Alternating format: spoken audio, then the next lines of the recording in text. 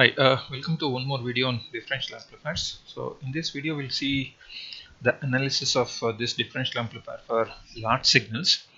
So let us consider a differential amplifier with resistive loads having RD as the load, and of course M1, M2 are the two matched MOSFETs, and we have a tail current source with magnitude I. So let us consider the input voltage V in 1 and V in 2, and of course the two single-ended output voltages V01 and V02. We know that since this is to be used as a differential amplifier, so we'll be considering a current of ID that is flowing through the drain of both the MOSFETs as ID1 and ID2. It would be half of the tail current, and since we are looking for the operation of an amplifier, so this ID has to be the saturation current. So the expression for the saturation current of both the MOSFET happens to be Kp by 2 W by L VGS minus VTO whole square. So this will be the expression for the drain current that will be flowing through both the MOSFETs, even if the voltages are 0 here.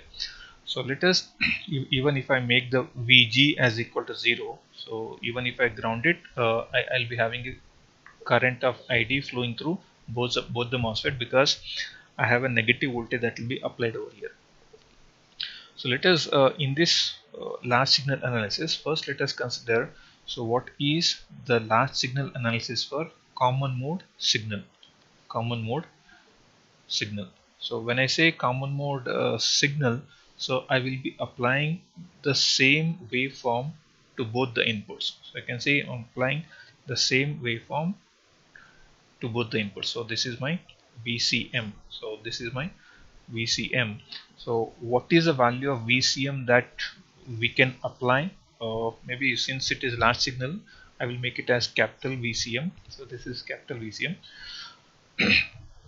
And for this analysis, let us consider the voltage at the source coupled point as equal to Vs, and let us assume that the voltage between the gate and source of one of the transistor is VGS. Now by writing the KVL for this particular loop, so I'm considering a loop, this is minus plus, which is VCM. So I can write the applied voltage VCM as equal to the drop across the gate and source plus the voltage at the source point, the voltage at the source coupled point.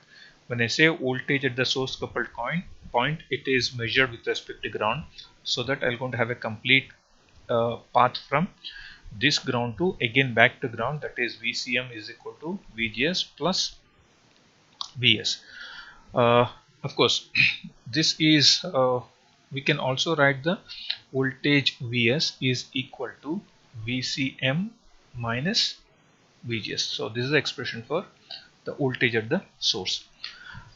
As we know that this particular circuit, what is being written over here, is used for amplification purpose, and we also know that usually MOSFETs will be operated in saturation condition to effectively use them as an amplifiers. So we know that for MOSFET to operate in saturation condition, two important parameters are VGS should be greater than VTH, that is it should be first turned on, and one more important point is VDS has to be greater than VDS SAT, or should be greater than the overdrive voltage, or you can write it as VGS minus VTH.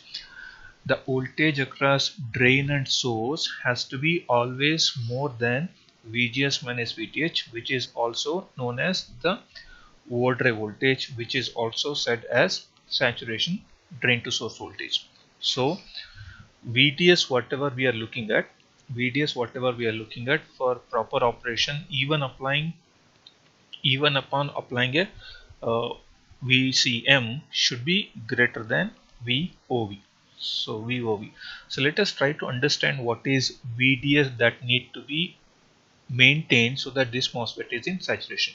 So let us try to get the expression for voltage at drain and voltage at source, so that we can find out what is the range of common mode voltage that I can apply to keep my MOSFET in saturation region. When I say to keep my MOSFET in saturation region is, suppose if I write the characteristics, the output characteristics of the MOSFET as like this. This is VDS, this is ID. Now I can write, suppose now this is ID SAT, this is the saturation current, ID SAT. I will just demarcate a point which is now VDS SAT. Now this is VDS SAT, this is also called as VOV. Suppose if VDS is more than VDS SAT, now we can see this is saturation region. This is saturation region, and of course this is your linear region. If the value of VDS is more than VDS SAT, then we say the MOSFET is in saturation region. If the VDS comes close to VOV, then we say it's at verge of saturation. If it goes below VDS SAT, then we say it has entered linear region. For that, I should know what is the VDS. So for this circuit, what is VDS is, VDS I can write it as VD minus VS. To know what is VDS, I should first know what is VD. I should know first what is VS is. So from this, we got to know what is VS is. So VS is nothing but VCM minus VGS. So this is nothing but VCM minus VGS. Let us also know what is VD is. So what is VD? This is nothing but VD. The voltage at drain with respect to ground is nothing but VD, which can be certainly written as, okay, how do you write the KVL for this VDD? So I can write VDD as equal to ID into RD plus VD. So because if you consider this as your okay, suppose if I consider this as ground, if you consider this as VD, if you write it for this loop, now we can see I'm just writing it for the loop here. This is VD, means okay, VD is the voltage at this point with respect to ground. So applied voltage VDD is equal to this drop plus VD. So that's what I'm writing. So I can write from this, VD can be written as VDD minus ID into RD. But we know that this ID is nothing but half of tail current. So I can further write VD as equal to, from this expression, VDD minus I by 2 into RD.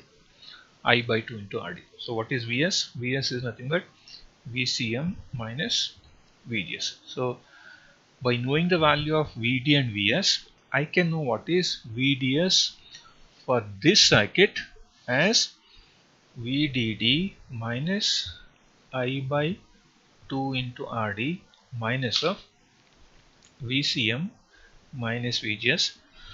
This is the value of VDS. Now what will happen is, when the voltage here is 0, when the VCM is equal to 0, even though if you are grounding this, since the voltage here it is negative, we will have some negative voltage at this point, so that VGS is positive. So I can just you can use the same expression here. So VS is equal to VCM minus VGS. Suppose if VCM is equal to 0, can you see now this becomes 0, this is VGS and this is VS. Can you see VGS is VS is minus of VGS. Suppose if VGS is around 1.1 volt. Suppose if VGS is 1.1 volt, then VS happens to be minus 1.1 volt. Now, if you start increasing the value of this VCM from 0, what happens is, because this is still in saturation, as long as this is still in saturation, the current here remains to be I by 2. The current here also remains to be I by 2. Why it is I by 2? I by 2 is because VGS is remaining constant and VDS is greater than VOV. And main thing what happens is, as you increase this VCM beyond 0, then this VS starts reducing.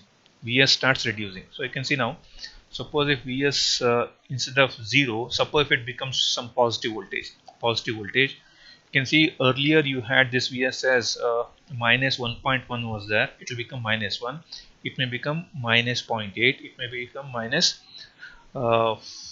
5, it may become minus 0.5, it may become minus 0.4, minus 0.4. This is how the value of this Vs is keep reducing, of course keep going towards positive value over here. So whenever this is keep on going towards the positive value, you can see what is this Vd. So Vd will going to remain constant here. Why Vd is remaining constant? Because as long as the I by 2 is constant, of course it will be constant as long as it is in saturation. So this is still constant. When this is constant, this is also constant, this is also constant. So Vd remains constant. So what is the value of Vd? Vd remains constant even when you increase the value of Vcm. When the value of Vcm is increased, what happens is Vs will increase, Vd will remain constant there, Vd will remain constant there. Then what happens to Vds? Since Vds is nothing but Vd minus Vs, with the value of increase in Vcm, Vds starts reducing. See here, this is what will happen. If you increase the value of common mode voltage, the voltage at source will increase. The voltage at source will increase, but the voltage at drain will going to remain constant. Why the voltage at drain remain constant is, since I is constant, Rd is constant, Vdd is also constant. Since all these parameters are constant, they are not depending on Vcm. So naturally this Vd remains constant. But how about Vds? Because here something is constant and something is increasing. This is constant, this is increasing. So naturally Vds has to come down, because some negative quantity is increasing means okay, the entire value is going to come down. So this Vcm increment will reduce my Vds. When it is keep on reducing, we have to find out when does this Vds becomes VOV. Whenever this Vds becomes VOV because of increment in Vcm, we say the Vcm has reached its maximum value. You cannot go beyond that value of Vcm because the MOSFET will enter linear region. So if the value of Vcm is increased beyond the value of Vcm max, the VDS goes less than VOV. So naturally the MOSFET enters linear region. So let us try to find out what is that value of Vcm max so that MOSFET enters linear region. So this is the expression what we are looking at. This is the value of VDS. In this value of VDS, let us substitute this VDS as VOV. In such case, this Vcm will become Vcm max. Vcm max. So let us rewrite the expression here. Let me write it. VOV is equal to VDD, because the entire idea of doing this is we are trying to find out for what large signal which is applied in common mode is, of course, what is the maximum common mode voltage that you can able to apply so that this still operates like an amplifier. So why you are looking at only the VOV values, because if the value of voltage across this drain and source, if it goes less than VOV, then MOSFET enters linear region, which should not happen for an amplifier. So we are just rewriting that. VOV, of course VDS has become VOV, VDD minus I by 2 into RD. Of course this is now minus VCM max and plus VGS. VGS I can further write it as VTH plus VOV. Since VOV is on the either side, I can take out this VOV. So finally I can write the expression for the VCM max as VCM max is equal to VDD plus VTH minus I by 2 RD. This is the expression for the maximum common mode voltage that can be applied so that MOSFET still operates in saturation region, so that if you apply beyond this voltage, then it will go to linear region. So since we will be knowing the value of VDD, VTH and the tail current value, and of course the value of the resistance, we can certainly predict what is the maximum common mode voltage we can apply. So whenever we apply any common mode voltage, this has to be always less than that VCM max. Let us just go to simulation and try to find out what is that VCM max here.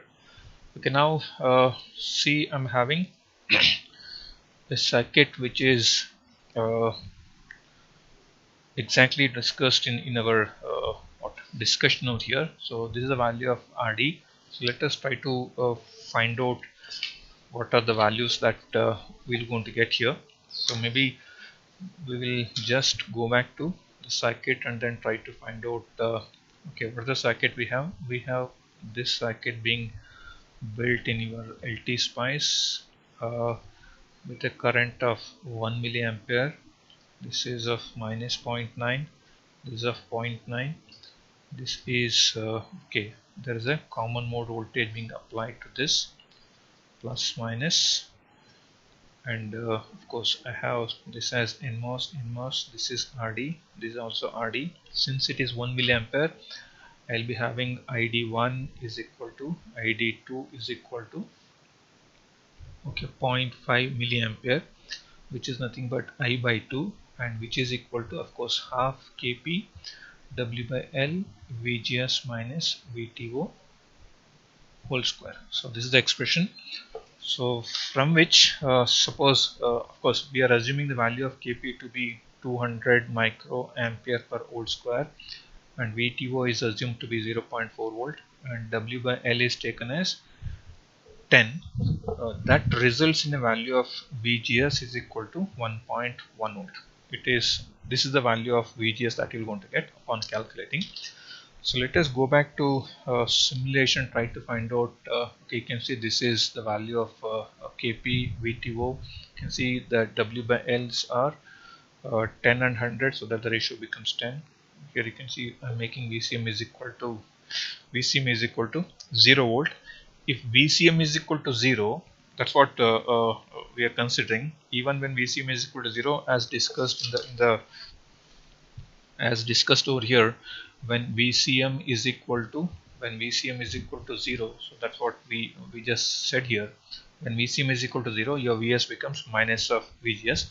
Let us first find out what is VGS is, and then of course we already found it out to be 1.1 volts. Let us verify the same in your simulation, then come back to now let us do the dot op of it. Okay, I'm doing dot op. Let me just see.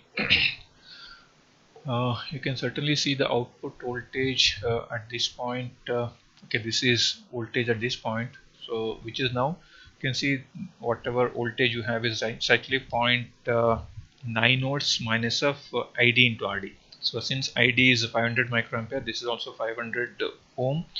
So then this comes out to be, if I'm just calculating, 0.9 minus of 0.5 exponential minus 3 into 500. This is my 0.65. You can see I'm having the drain voltage as 0.65. Of course, we can find what is the source voltage. You can see the source voltage, where is source voltage? You can see this is the source voltage. It is minus 1.1, which is exactly minus of VGS, So that's what we said here. So whatever value of this is when VCM is equal to 0, VS is actually equal to minus of VGS. Since VGS is 1.1, VS is coming out to be minus 1.1. Let me also show you what is the current through both the transistor and their VGS and all those stuff. Let me just go back here, go to this view and then error log. Just have a look at this. Can you see ID is 500 microampere? Can you see VGS is 1.1 volt? Can you see VDS is 1.6 volts? Because if you can actually go back to your how do you get this VDS is? Let me just show you how you're getting it as 1.16. So what is VDS now? VDS is equal to VD minus VS. VD is actually equal to VDD minus I by 2 into RD, minus Vs. So Vs, okay, when VCM is equal to 0, Vs is equal to minus of VGS. So Vs is equal to actually minus 1.1 volt. Suppose if I substitute, this is 0.9 minus, okay, this is I by 2 is, okay, this is, what is this, 1 milliampere by 2 into 500 ohm minus of minus 1.1. If you actually do the calculation of this one, it is 0.9 minus of okay, zero point 0.5 exponential minus 3 into 500, which is 0.65 plus of 1.1, so which is now 1.75. So VDS is 1.75 volts. So that's what you're getting here. Can you see this VDS is almost 1.11, okay, 1.76 or 1.75 volts. So does this VDS, because we have to find out whether the MOSFET is in saturation region or not. So we say the MOSFET is in saturation region if VDS is greater than VDS SAT. So what is VDS SAT? VDS SAT is nothing but VGS minus VTH. Since VGS is 1.1 minus 0.4, it is 0.7 volt. So is VDS more than 0.7 volt? Since VDS is 1.75, which is far greater than 0.7 volt, so MOSFET is in saturation region. MOSFET is in saturation region. So what we have to do now is we have to keep on increasing the value of this VCM. When I increase the value of VCM, you can see the value of this VS will reduce. So I'll just show you that. I'll just go back to simulation. Instead of making it 0, okay, let me make it maybe 0.2 volt. When I make it 0.2 volt, of course, how much was VS? VS was actually minus 1.1. So now that will reduce. Can you see now? This VS has become minus 0.9 from minus 1.1. You can see now it is keep on increasing. So it was from, let me write, when VCM, this is VS, and let me also write what is VDS.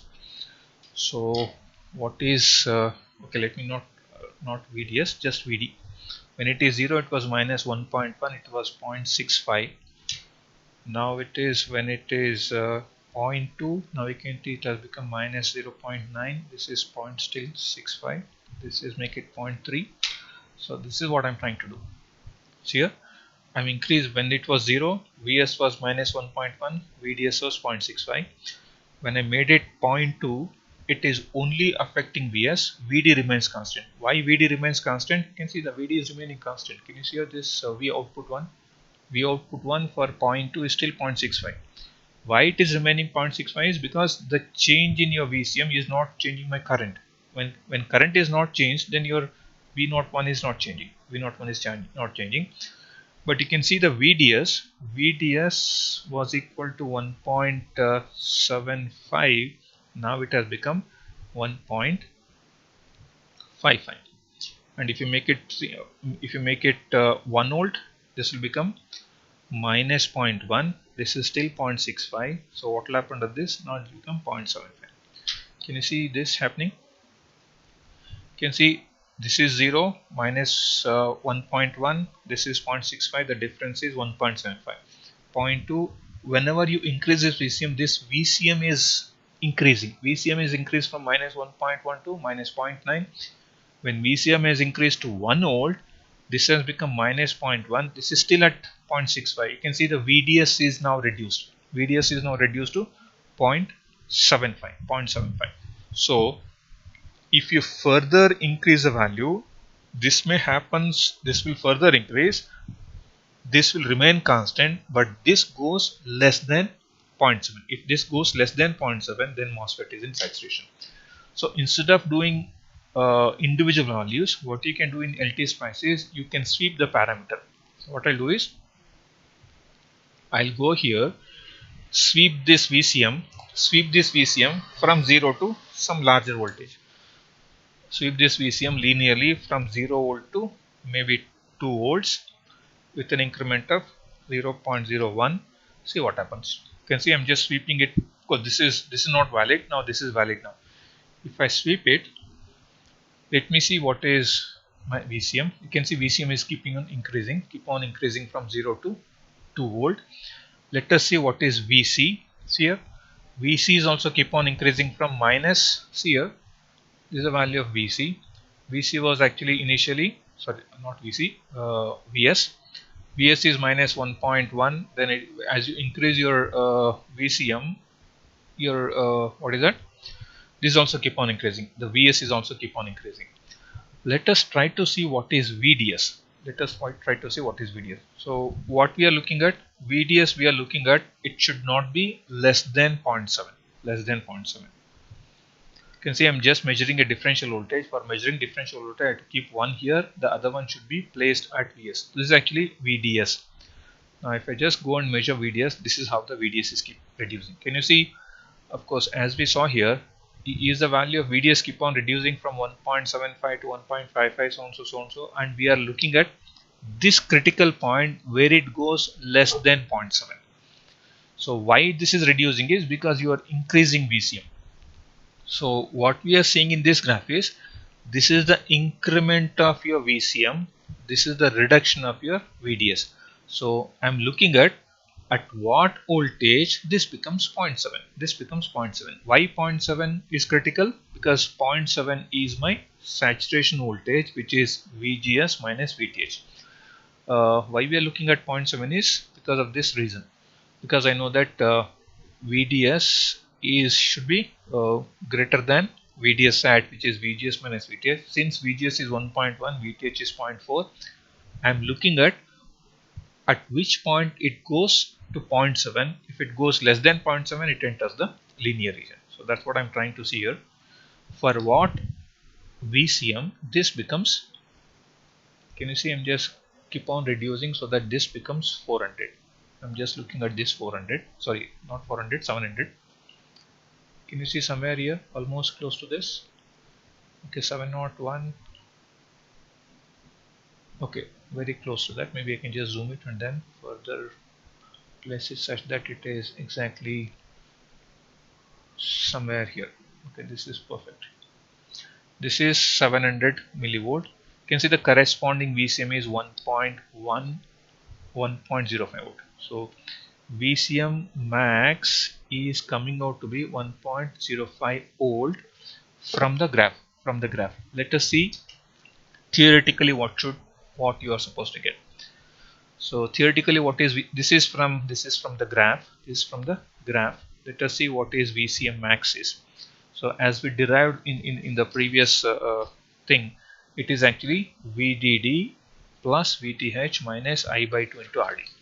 So it is actually VDD plus VTH minus I by 2 into RD, which comes out to be 0.9 plus 0.4 minus, this is 500 micro into 500 ohm.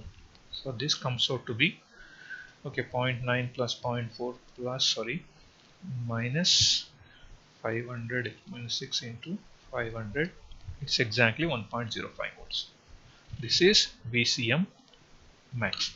So whenever you apply any common mode voltage, the common mode voltage can never exceed 1.05 volt for this particular problem. So what is VCM max? In general, it is given by VDD plus the threshold voltage minus I by 2 into RD. This I by 2 is the drain current that is flowing in that MOSFET, which is always half of the tail current. Okay, this way we can able to verify what is the common mode voltage that can be maximum applied, so that the MOSFET still operates in linear region. Sorry, still operates in saturation region. It should not enter the linear region. So that's what we are looking at. Next, we'll see what is the minimum range that you can think of applying. So for finding out the minimum range, let us again take the same VCM. So instead of considering this as VS, because this is a practical source having some value of RSS, let us assume that it requires some voltage to properly work as a current source. Let us assume that VCS is the current source voltage required to operate this properly. So if you're considering that as your VCS, then we can find the expression for VC minimum, VCM minimum as equal to, I can write again applying the what is it, KVL. I can write VCM minimum is equal to, because I'm going to have VGS, that is this VGS here, this VGS plus the voltage that is required to keep it in proper current source operating mode, minus VSS. So this will be my minimum common mode voltage that need to be applied so that I can operate my MOSFET, operate my entire circuit in proper operation, because now the limitation is not due to your MOSFET entering the linear region. The limitation of your common mode minimum voltage is whether I can able to operate my current source properly or not. Suppose the voltage is too less, if you're not having some voltage across that current source, it may not work properly. So this is the practical limitation in case of VCM minimum. So whereas in case of VCM max, we saw that it was due to the MOSFET which was entering the linear region was the bottleneck. This was the bottleneck here, and here the bottleneck is your current source. Unfortunately, I'm unable to demonstrate this VCM minimum over here because we don't have a typical current source. This is an ideal current source, because ideal current sources doesn't require any minimum voltage. So it's difficult to demonstrate that VCM minimum in this LT spice.